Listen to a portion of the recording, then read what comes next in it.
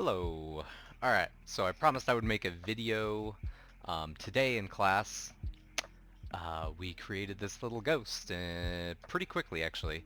Um, just using the shape builder, we quickly combined and cut some shapes to create this expressive mouth. You can simply do this, or you can even just sketch some expressive faces, and with basic shapes you can build those sketches in Illustrator fairly easy. So I'm going to recreate this, exactly the steps that we used today in Illustrator, and I'm going to try and talk you through it. Um, so let's get started. We are going to first select the ellipse tool. I'm going to click and drag holding shift to create that perfect circle. Okay. You can leave the outline stroke. We're going to change the colors later with the Live Paint Bucket tool, or you can press K on your keyboard and it'll select that tool for you. Alright, so to cut this sphere in half, I'm going to take the rectangle tool and draw a rectangle right over the top of that circle. If you notice, it snaps into place into the middle of that circle, so that's when I know I'm at center. So I'll go ahead and click that. I'm going to go over to my selection tool to make sure that I have both shapes selected. I'm going to press Shift M, or the shape builder. Shift M selects it, and I'm just going to hold Alt, click and drag right through. So when you hold Alt, it creates like a little ghost line while you're doing this, so you can um, subtract or add shapes wherever you draw this little line from your cursor. Alright, so let go of that and it deletes those shapes. So now I'm just left with this little semicircle. Kind of looks like a watermelon cut. A cut of watermelon, I guess. I don't know. Alright, and what I did next was I went to the direct selection, because when I go to selection, since this shape's already cut, I don't get the options to round the corners unless I go to direct selection. Now I've got these corners that I can round. So I'm going to click on those little circles, hold shift and click on the other one, let go of shift, and then I'm just going to click and drag these up. So I can even just change, just, I can change the emotion of this mouth just by um, the amount of roundness that I do. So this kind of looks like a happy face, and then the more I go in, this looks like I'm yelling or crying or something. So let's do that. Let's change it up. We'll do a different mouth. Alright, so I rounded that. Go back to my selection tool. Alright, so there's my mouth. And this time I'm going to do 2 pairs of teeth. So I'll do the rectangle tool again. Let's just go with like the 2 front teeth for the bottom, or the top I mean. Snap this into place. See? Snaps into place in the center of my other shape. That's good. And then what I can do is I can hold Alt, click and duplicate this shape down here, and I can hold Shift to keep it in that line. Okay, so it's still center, but I'm going to make these teeth wider down here. So I'm going to drag these sides out. And to make sure that I get these all perfectly straight in line, I can select all of them, go to my window, make sure Pathfinder is selected, Pathfinder, window, Pathfinder, and it brings this window up, and, oh no, Align, sorry, not Pathfinder, Align, which is right here, this window. And I can just select Horizontal Align Center, and it's all centered now, okay? Selection tool, click and drag over all my objects, so I have them all selected. Go back to Shift M, Shape Builder, and I'm just going to subtract the outer shapes. Now I have this weird mouth that looks like it's screaming a little bit. Remember, you can do a lot of different eyes and stuff, so what I'm going to do is give you a little example of that. So these eyes look really wide and scary, but I can make some eyes that maybe look kind of sad or something.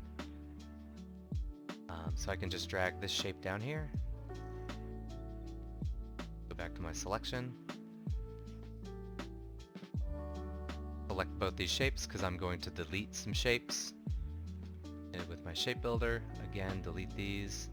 So now I have this eye, and I think it matches the mouth a little bit more. So that eye, shift over. Now it looks like my character's crying a little bit. See how I drag that over and it lined up perfectly? So let me just do that again as an example. So both my shapes selected, I drag it over, and it'll snap to the center there. Intersect. Boom. So now it's all centered. Alright, so now I'm going to show you so I can increase the stroke size of all this. So you go to window, stroke, if you don't have the window open, and then you increase the weight of the stroke. So let's just increase it to like 4.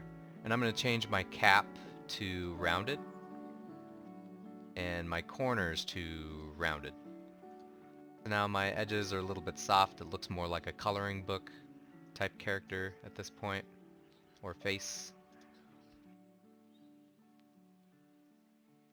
Go to my live paint bucket, or I can press K, but first I want to make sure all these are selected. So now I can press K once they're selected.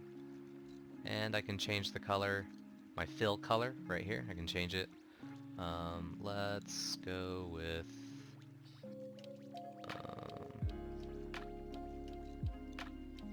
some colors here.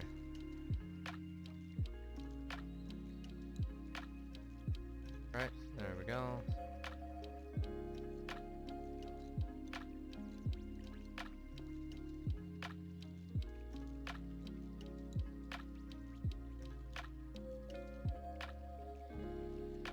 Alright, now I'm going to add the color of the mouth. Color of the mouth. I already have the teeth are white, or you know, we could make them an off-white color. Off-white. Like a off-white yellowish. Let's go with that. There we go. Got our expressive eyes and mouth. So the other portion of this video is going to be creating new layers. So you just go to your layer window right here, this square with the plus sign. So these instructions are going to be written out as well, but this is the bonus part of the video where you're going to be grouping stuff in specific layers. So I can create a new layer. Let's call this face, or if you're including the head in this, you'd call it head, so it'd be head and face and hair all together in one. But for this, since I just have the face, I'm just going to create a face layer. So I have my face. I'm going to select all of these shapes. I'm going to press Control G, which groups them, or you can go to Object, Group. Ungroup is if you hold Shift, so Control Shift and G. So if you don't really like the group you made, you can always ungroup it. But group allows you to unselect everything, and then when you select one of these shapes, it selects it all. So they're in a group together. And then I can go to this layer 1, and I can actually take this whole group and move it to the face layer. And it's going to change my outlines of the strokes from blue to red, because that's the color that I've selected on this layer. So it's going to change to red. Boom. That's how I know it's in the correct layer. It shows up red. Alright, so now this is grouped in the correct layer. If I added an outline to the face, this would also be in the face group. It would be in the face layer, but it wouldn't be grouped with the face until I selected everything and Control G'd or grouped it together. Okay? So I hope this video helps you. I hope that you're getting more and more comfortable with using the shape builder tool, and I think this